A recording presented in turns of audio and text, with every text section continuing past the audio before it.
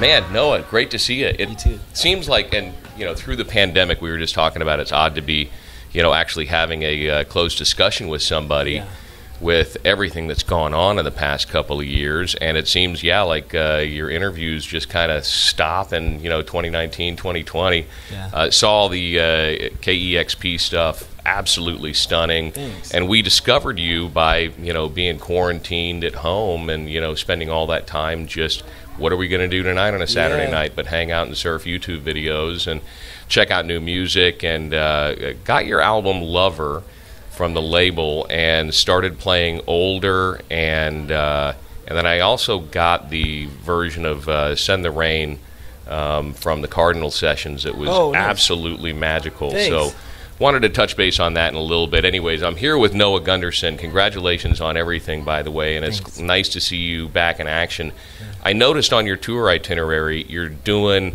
a couple of either back-to-back nights or two shows in a row, but it seems like one a month. Is this the first one for you? Yeah, this is, in the fall we're doing a series of residencies that we were planning on doing before COVID hit. We had it all booked out, and then everything kind of, went on hold. Just stopped. Yeah. And this was, Hotel Cafe was one of the last shows I played before we went in lockdown. So this isn't technically a part of that series, but actually, if I'm honest, I booked a tattoo appointment tomorrow down here, and I was like, I'll play a show while I'm down there. Yeah. So, this Call it a business trip. Yeah, exactly. What can fans expect from an evening with Noah Gundersen?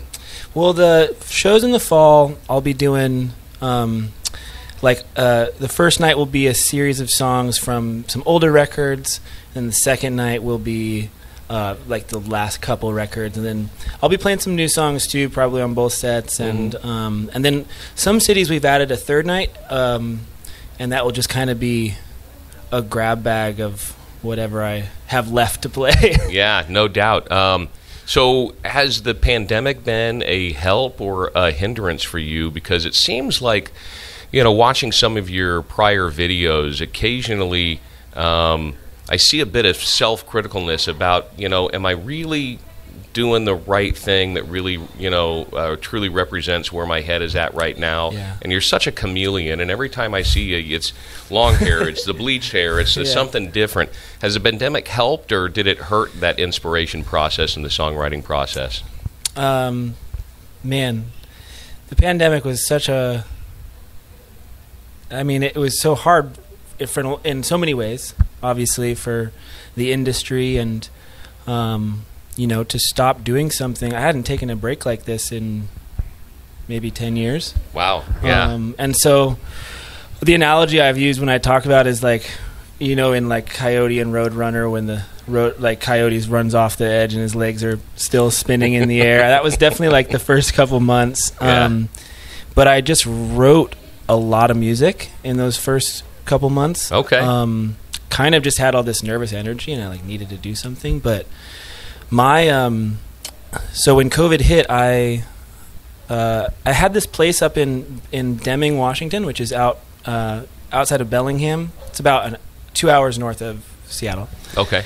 And it's this cabin in the woods. It's kind of off the grid and doesn't have Wi-Fi, and it's out there. Yeah. And so when COVID hit, I just decided to pack up my place in Seattle and move up there. And retreat, yeah. My girlfriend, who is now my fiance. Congratulations. Thank you. Awesome. Yeah. She moved up with me, and we just hunkered down for a good year, and it was hard, it was challenging, it was all sorts of stages of fear, uncertainty, cabin fever. We watched that movie The Lighthouse, and we're like, oh, this is when do we start drinking the gasoline?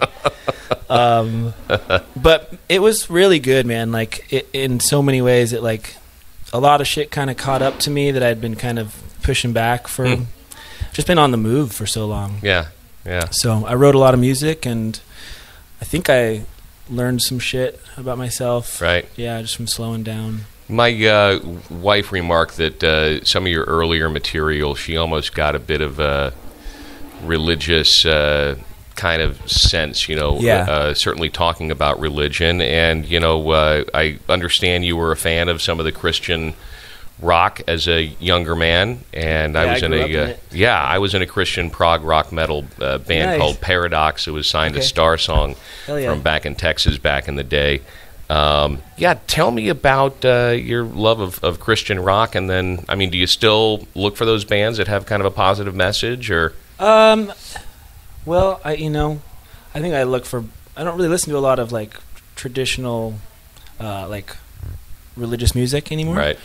If any, it's nostalgic. Yeah. I'll sometimes pop on like a Third Day record or something, and or Newsboys, and like some of those songs are great songs. Yeah, they're absolutely. They're just about Jesus. Uh-huh. But you could insert anything into a lot of them, and they'd be a mainstream kind of hit for sure. On the side note, do you remember Carmen? He was like this Italian Christian singer. No, I can't say that I do. He was my first concert, and he would do these free concerts at like arenas. No kidding. And wow. pass the bucket at the end of the show as like an offering thing. And I was trying to figure out how the hell he did that. And I guess he just died this year. No Super way. sad, but wow.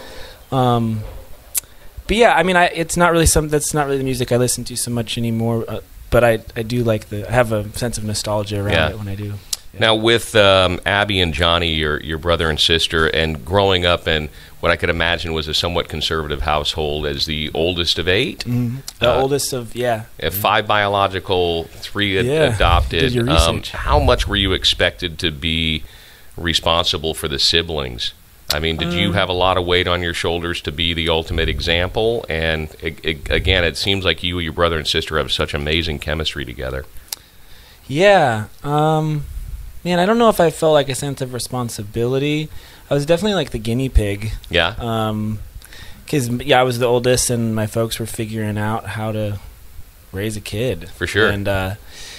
And what disciplinary mistakes they may have made with you. Sure. The other kids didn't have it quite as easy. They definitely got away with some stuff that I didn't. Uh-huh. But yeah, it's been so long, and they're all kind of doing their own thing now. As I wanted to ask adults, that. Yeah, Abby and Johnny, do they have solo careers? Yeah.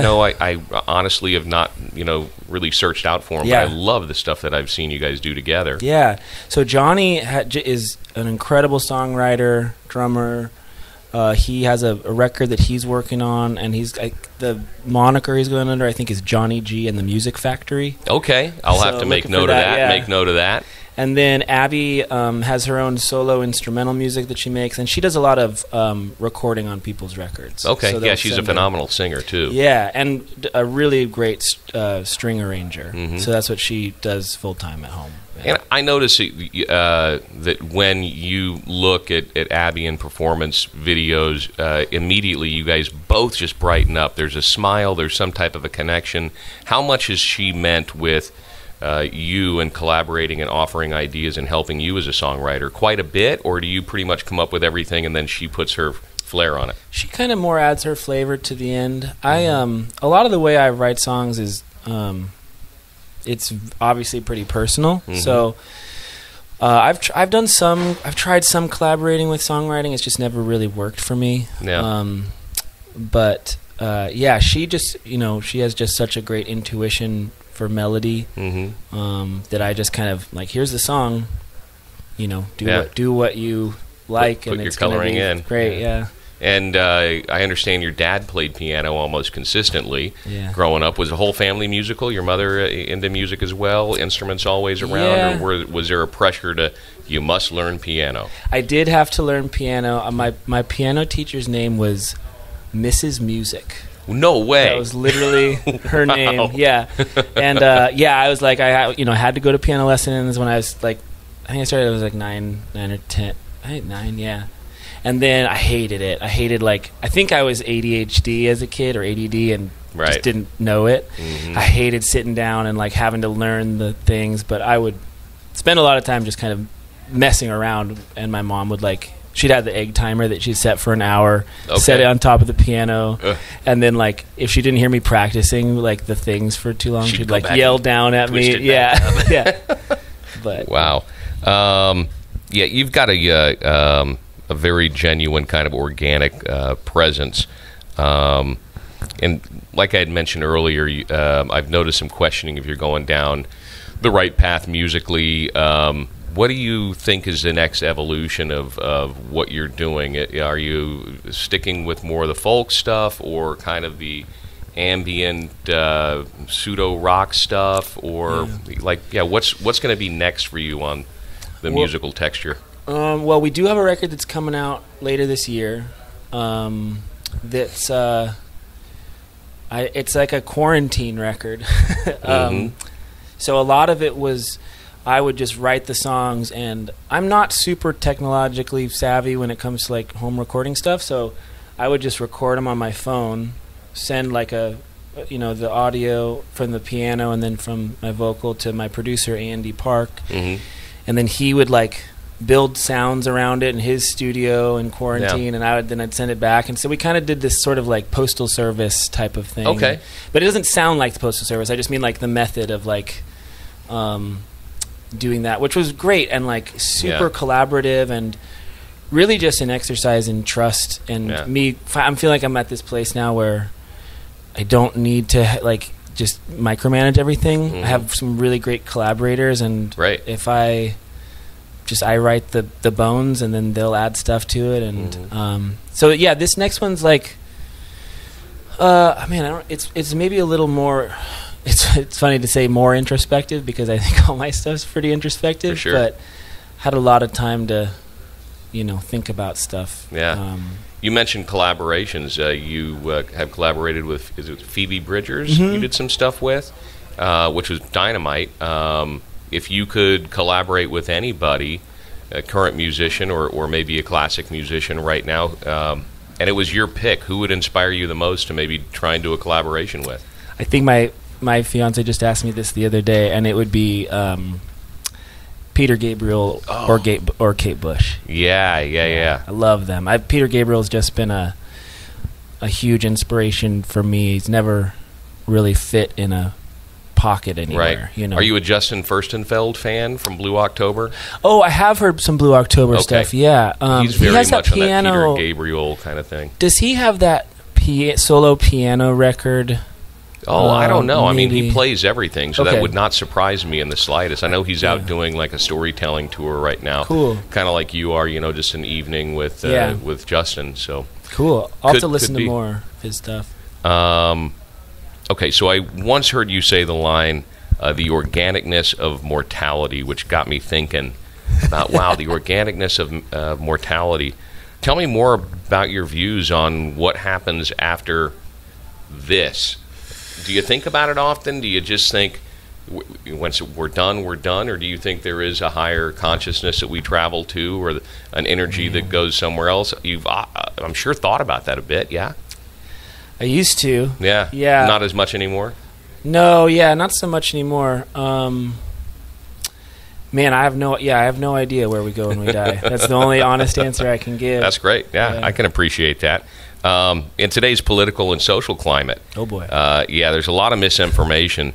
Do you often trip down the road of big government and social control and all that stuff? And do you ever find inspiration in songwriting just from an observational standpoint? I mean, I definitely had that moment during the pandemic that I think a lot of us had, where we found ourselves just in the wormhole of the news feed, because it was weirdly like, it was entertainment, but we felt some like sense of like needing to know and all this stuff. And I kind of just finally got to the point where I was like, this isn't helping my life. For sure. And I live out in the middle of nowhere, and like, it maybe sounds solipsistic to say, but I think I have to say, like, what are the things that are actually affecting my life today and wherever I'm living? And obsessively reading the news isn't really helping those things. So it's not really giving me information that I can do much with. It's tough to find something that is news anymore. It's Right. also showgrammatic and slanted and Totally. like opinion pieces, right? Interesting. I've questioned this a lot watching the video from the Cardinal Sessions. Give me a little bit of an idea about how you set that up. It looks like one constant camera shoot all the way to you, around the back, and then back out this way. I don't see any microphones at all. And I would love to romanticize that thought of, wow, he just captured this, and it's raw, and all you're hearing is the acoustics of this church, and it's the mic from the camera or whatever. But yeah, I mean, is that it? Yeah, I think I had a lapel mic on. Okay. But otherwise, I think the guys just maybe had a room mic. I don't know. That was a few years ago. But those guys do great stuff. I mean, in that space, you could sing the phone book in there. And it would sound cool. Yeah, it was super haunting. Well, that's cool. I'm glad to know that. Few years have passed since the release of Lover. Great album, by the way. Totally impressed by it. You released A Raven and a Dove. When can we expect the new record to be out? Is it fully produced in the can and ready to rock? All done, ready to rock. Yeah, it'll be out later this year. Okay. Yeah, in the fall. Dynamite. Well, Noah, man, I don't often get a chance to come up and visit Seattle, but I would love to. Where do you recommend dining? Some maybe burger place. You mentioned the Tavern Burger at Star Brass, or should I stick with an upscale touristy place? Oh, man. Let's see. Yeah, I mean, Star Brass is a really great burger. Shit. I'm trying to think, because I don't really live there anymore, so I don't. I mean, there's some great sushi. There's this place called Shiro's. It's like some of the best sushi you'll have. Okay. And we're by the water. Fans, yeah, we're by the water, so it's it's fresh and. Yeah, man, I've got to draw a blank. We cook a lot at home, and so do I. Yeah, and we realized during the pandemic, we're just like. My fiance is an incredible cook, and I'm a decent. I can make a couple things, but we realize most stuff that we go out and eat, we can kind of make better. At exactly. Home. Sushi's the one where I can't. So that's a tough one. I like going out for that. Sushi sounds good. I'm going to make a note of that one too. Noah Gundersen, thanks again for your time. I really appreciate it. Super excited about the show tonight. Thank you. And Jack, can't wait to hear the new material, man. Thank you. Right on.